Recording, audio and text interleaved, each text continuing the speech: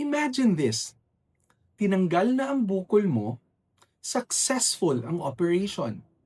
Masaya ang buong pamilya, pero hindi pa tapos ang laban dahil may isang papel na pwedeng magbago ng buong buhay mo. Hindi reseta, hindi din medical certificate.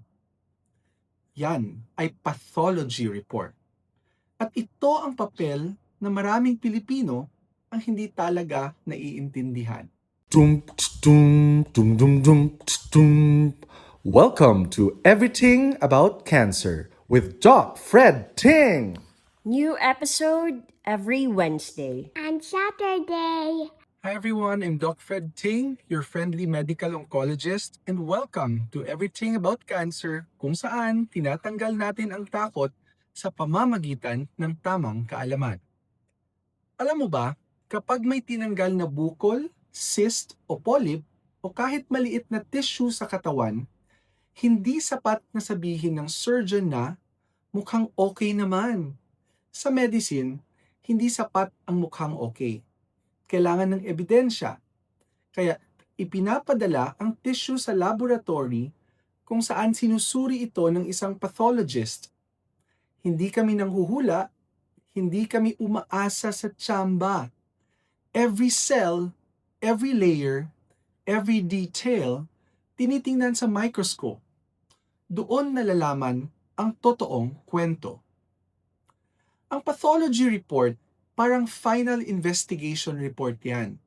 Kung ang surgeon ang nagtanggal ng tissue, ang pathologist ang nagsasabi kung ano talaga yon. Cancer ba? Benign lang ba? Infection? Inflammation? Rare disease? O iba pala ang diagnosis?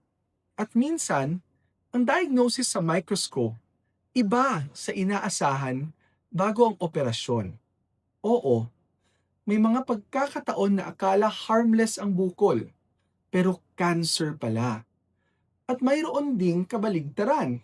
Akala cancer, pero benign lang pala. Imagine kung walang pathology report. Paano malalaman ang tama?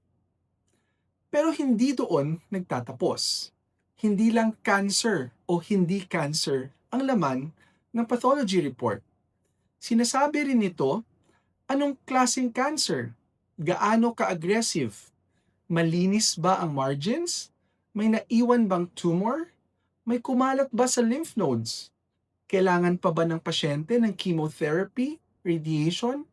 O sapat na ba ang surgery lang? Ibig sabihin, ang pathology report ang nagsisilbing mapa ng susunod na gagawin. Kung mali ang mapa, pwedeng mali rin ang direksyon ng gamutan. So isipin mo ito, may isang pamilya, akala nila tapos na ang lahat pagkatapos ng operasyon.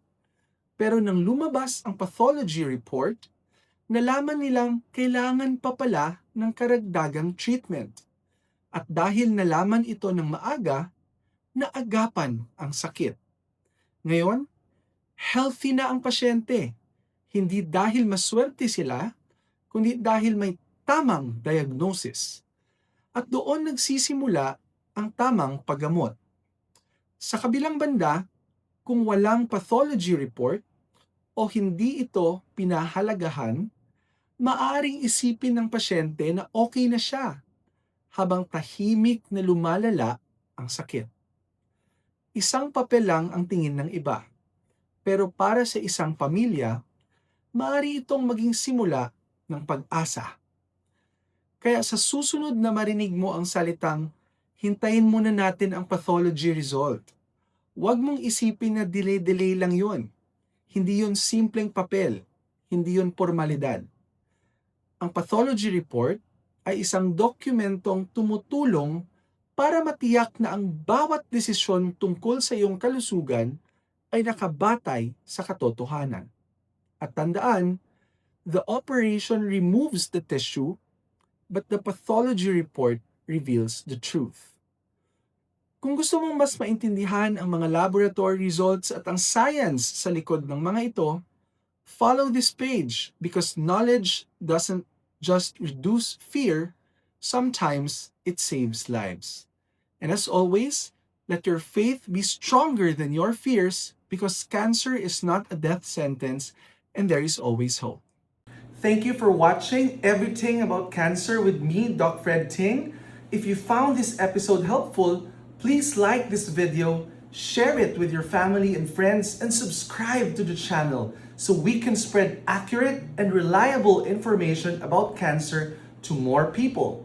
Don't forget to click the notification bell so you won't miss our upcoming episodes. And always remember, let your faith be stronger than your fears because cancer is not a death sentence and there is always hope.